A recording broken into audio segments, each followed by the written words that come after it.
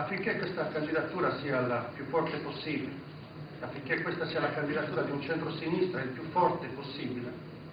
è certamente utile che questa candidatura sia ulteriormente arricchita da una squadra che sia capace di rappresentare nella maniera più ampia possibile la società di Cagliari.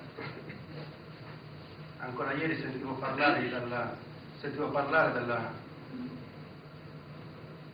della Chiesa istituzionale cagliaritana, ancora del nostro arcivescovo che sostiene Tizio, sostiene Caio. Bene, essere in grado di poter parlare con i cattolici, di rappresentare bene i cattolici, rappresentare bene tutto quel mondo che ruota attorno ad un'attività che comunque c'è dentro le parrocchie, dentro i luoghi del cattolicesimo diffuso nella città, credo che sia importante e debba essere acchiappato il più presto possibile. Oggi siamo in tanti, come sempre accade nei luoghi in cui si discute di politica, non sempre i giovani sono in maggioranza, non lo sono neanche oggi. E lo vorrei dire in maniera non di circostanza, se fosse possibile. Coinvolgere i giovani. Coinvolgere i giovani non significa che come prima esperienza devono fare il sindaco. Coinvolgere i giovani significa dargli gli strumenti anche per maturare, per essere responsabilizzati e per acquisire competenze anche in maniera graduale. Ma coinvolgere in maniera non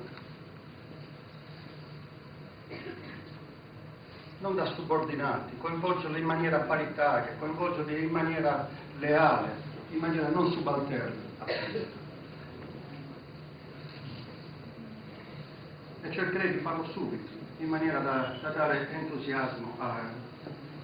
e forza a questa candidatura, oltre a quella che già certamente ha. Sul programma per la città ho sentito dire che bisognerà ascoltare, certamente bisognerà ascoltare. Io sono di un'idea un pochino diversa, la continuo a dire,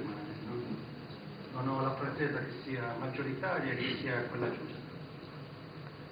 E io credo che la politica debba ascoltare sempre, non debba ascoltare solamente il mese prima delle elezioni, e non credo in una politica che dice il programma lo fa la gente, come il centrodestra in regione in questo momento che non ha un programma, il programma di ascoltare le buone idee dei sardi continuamente. Io credo che la politica debba avere una visione, deve avere un progetto, un'idea di società, un'idea di regione, un'idea di città, un'idea di lungo periodo. E poi la politica buona e vince quando quella idea è in qualche modo la sintesi di un'idea diffusa nella società, o quando,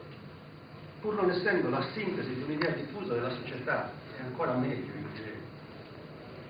riesce in qualche modo a far cambiare idea alla società, a spingere la società in una posizione un pochino più avanzata, a dare maggior coraggio alla società e fargli vedere quello che ancora come sommatoria di interessi individuali non vede, fargli vedere che non c'è solamente la sommatoria degli interessini di quartiere o peggio di via o di condominio o di piccola associazione o di piccolo tutto, e far vedere che forse rinunciando a un piccolissimo interesse individuale c'è un interesse generale più ampio che possiamo costruire. La politica io credo che sia quella, e mi aspetto dal nostro candidato,